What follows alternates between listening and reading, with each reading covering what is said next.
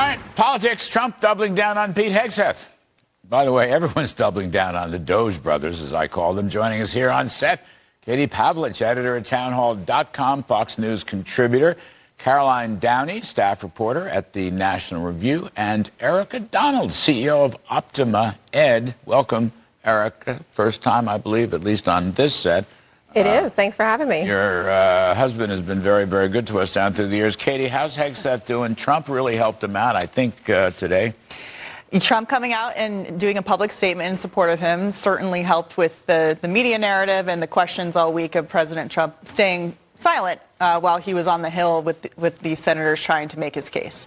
The votes are the votes. He has to get the votes that he needs to be confirmed, and there's a number of senators reportedly who still have some questions. So he's still the nominee. President Trump has made it clear he's not pulling him, at least today. Yep. And we can get to the confirmation hearing, and he said he's willing to answer more questions than he already did this week. Caroline, what's your reporting tell you about this whole story? He looked kind of semi-dead a couple days ago, but I think Katie's right. The Trump backing is the Trump backing. Well, National Review's reporting has been that there's just probably not enough votes in the Senate at this point. But that being said, I don't think it's over. And what I've noticed and what we at NR have noticed is how the legacy media has now bent over backwards to attack his decorations, his military medals. I hadn't heard about this. Yeah, how are they doing that? The Washington Post is trying to discredit his medals, 2 Bronze Stars overseas in the Middle East. On what grounds? Basically insignificant and, they're ubiquitous, so they don't matter. My father earned a Bronze Star in Vietnam for meritorious service and achievements in a combat zone. It doesn't mean nothing. It means a lot. You're in a combat zone. Yes. You could give your life up for your country. And it's just another attempt with or without a damn medal. Right. Exactly. But it does recognize his courage in a situation like that. And it just goes to show you that just because he doesn't have the blessing of the defense bureaucracy, they might say, oh, well, he didn't get a Purple Heart, so it's not that big of a deal. People don't want a guy that's high up. They want someone closer to the enlisted ranks to actually rid the DOD of rot and of corruption and of the DEI complex, which has ruined the military. Erika, is there anything that troubles you about it? Because, the other side is we're all spending all this time on these smear allegations or otherwise a Washington Post thing, which I hadn't heard of. It's an incredible story. Thank you, Caroline. But basically, you look at his agenda. I mean, he is a warrior. He wants the Pentagon to be full of warriors. He wants to get rid of DEI, which Mr. Trump will want to get rid of DEI throughout the entire U.S. government and will undoubtedly succeed to a greater extent. Pete wants to beef up the military where necessary, cut dead wood where that's also called for, and so forth. I mean, we have problems. It's a dangerous world out there with respect to Russia and China and Iran and so forth. And Pete Hegseth is exactly the type of nominee that Trump promised to the American people and the reason why he got the landslide victory that he got. I think the most troubling thing about this entire situation is the lack of support from the Senate and the Senate leadership to say we are going to make sure that this very qualified nominee gets through, especially after Trump did, again, come out with doubling down on his support for his nominee. I strongly believe that if we allow the mainstream media and others to slash this nominee and get him off the table, that they're just going to go on to the next one and the next one. They're going to continue to dismantle what Trump has been trying to build. Right on. Yeah. Wait, if this cabinet nom falls, then others are going to start falling. There's blood in the water, and they're willing to take the rest down. Exactly. But with Hegseth, there's been a huge grassroots surge as well on his behalf, and there's been pressure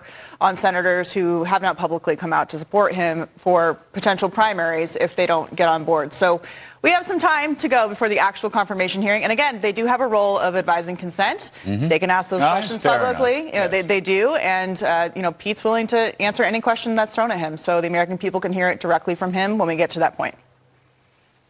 Caroline Downey, let's switch gears. I want to talk about the Doge brothers, the Blues brothers. I call them the Doge brothers, okay? I love it. It's a great Washington story.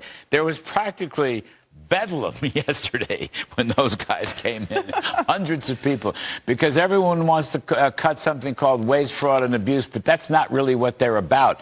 If you talk to Vivek or you read their op-ed pieces, what they want to do is use the Supreme Court to stop the regulatory socialism that has engulfed the country, right? Yes. I mean, in the modern day, Stalin would take over the private steel mills. Nowadays, you don't have to do any of that stuff. You just have unelected, bureaucratic regulators who have no mandate from Congress or the taxpayers, and then they run the country rather poorly. But I think they are onto something there, and if you can get rid of a regulator or a regulation, then you can get rid of a whole lot of them in that area, so that would cut the budget. Right, and that's part of his mandate is to end the crushing, bureaucracy, but also the regulations that have been suffocating small businesses, commerce across this country. But Laura, I will say it's not just regulations. I do think, Rand Paul compiled 2,000 pages of waste, fraud, and abuse. So I think there could be low-hanging fruit that they could cut.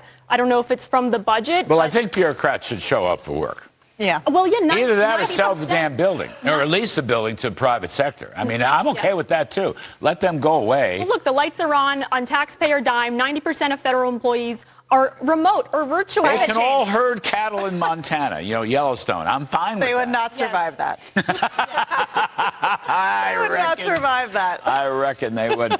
But, Erika, part of Linda McMahon's let's say, orders or mandate is to get rid of the education department. I know you're a specialist in education, done a lot of work in it.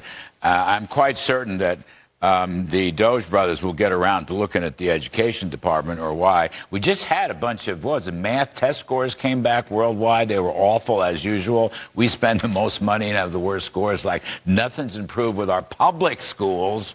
Can we get rid of the education department? Well, I absolutely think we can, and if not getting rid of it completely, we can severely limit its role in the federal government. And you and I both agree how wasteful that is, and the results are abysmal. Only about a third of our students in 4th and 8th grade are reading on grade level, and we've witnessed the largest drop in math scores in recorded history.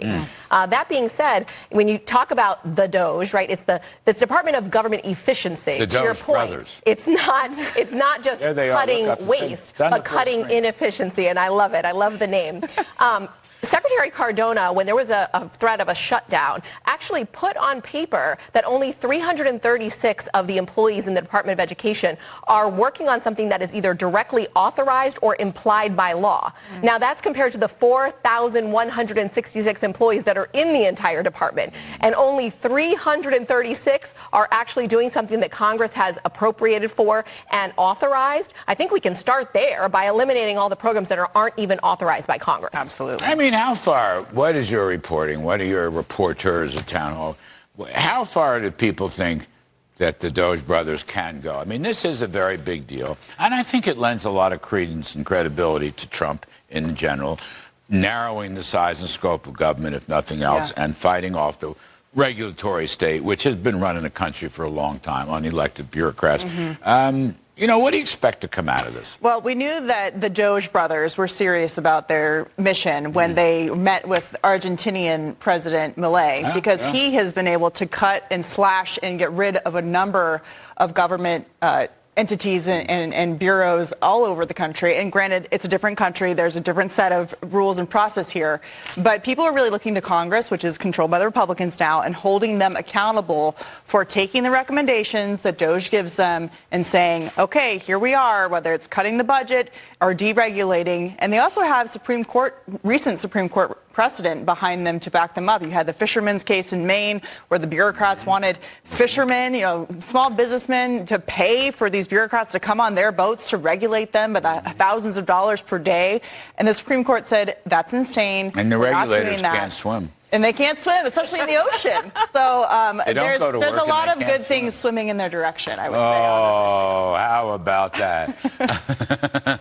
All right. I think we've pretty much covered that. Katie Talbot, Caroline Downey, and Erika Donalds. I'll tell you what, if nothing else, something majorly radical has to be done about the education department and the $1.7 trillion loan portfolio made by people who have never seen an income statement or a balance sheet that they understood.